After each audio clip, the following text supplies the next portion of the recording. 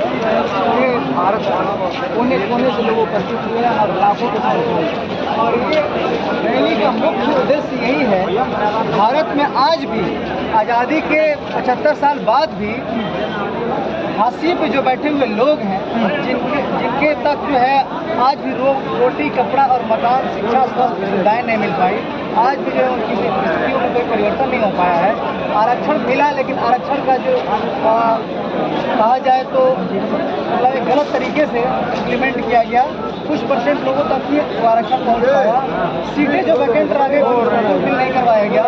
समाज को बांटने के लिए सुप्रीम कोर्ट ने एक गलत फैसला सुनाया जो कि संविधान विरोधी है। तो हम लोग इसी चीज़ को लेकर के भाई चंद्रशेखर आज़ाद जी का आह्वान था और पूरे प्रदेश से सभी लोग यहाँ पर इकट्ठा हो गए हमारे। बिल्कुल आप देख रहे हैं कि लाखों की संख्या में अभी तक पहुँच गए हैं और लोग पहुँच रहे हैं। ये अलग बात है कि हमारे आंदोलन को रोकने के लिए अन्य बहुत सारे प्रयत्न किए गए, लेकिन सरकार ये समझ नहीं रही है कि 21वीं सदी है और 21वीं सदी का युवा जो है जागरूक है। अब हम अपने अधिकारों को जो है ऐसे किसी को जो है किसी तरीके से अगर कोई चाहे कि हाँ कोई नियम कानून बना करके हमारे अधिकारों को हनन कर दे तो बिल्कुल हम लोग होने नहीं। आप कह रहे हैं कि जो सुप्रीम कोर्ट का फैसला या 60 रिजर्वेशन में सब क्लासिफिकेशन ये गलत है। बिल्कुल कैसे गलत है? इसलिए गलत है कि संविधान में इस तरह का कोई प्रावधान नहीं है कि चूँकि हमें अधिकार मिला है, हमें बाबा साहब आरक्षण दिए हैं अनटचेबिलिटी के अधिकार पर, छुआछूत के आधार पर समाज में हमसे भेदभाव होता है सामाजिक स्तर पर, है ना। हम चाहे IAS PCS भी बन जाएं।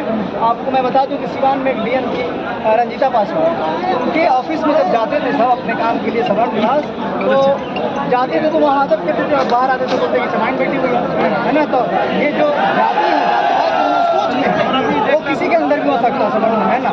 तो इसी चीज़ को लेकर के कि अभी हमारा समाज जो है इक्वल नहीं हुआ है। हमारे जो वंचित समाज है उसके लिए 10% जिस तरीके से EWS की आपने प्रावधान किया 10%, उसी तरीके से आप एक्स्ट्रा और भी जो है 10% आरक्षण बढ़ा करके हम लोगों की जो है स्थिति में परिवर्तन के लिए सरकार से हम लोग मांग किए हैं। जातिवाद तो आप बोले कि जो रिजर्वेशन का आधार अनटचेबिलिटी EWS तो आर्थिक आधार है, ये कैसे सही है? वो कैसे है? संख्या बढ़ी हुई है। अगर गवर्नमेंट ने जिस आधार पर आर्थिक आधार पर अपने गवर्नमेंट की आपने पॉलिसी देखी, उनकी नीति और नीयत देखी, 8 लाख जिसके पास सालाना आय हो, 5 बीघा जमीन हो, वो गरीब है।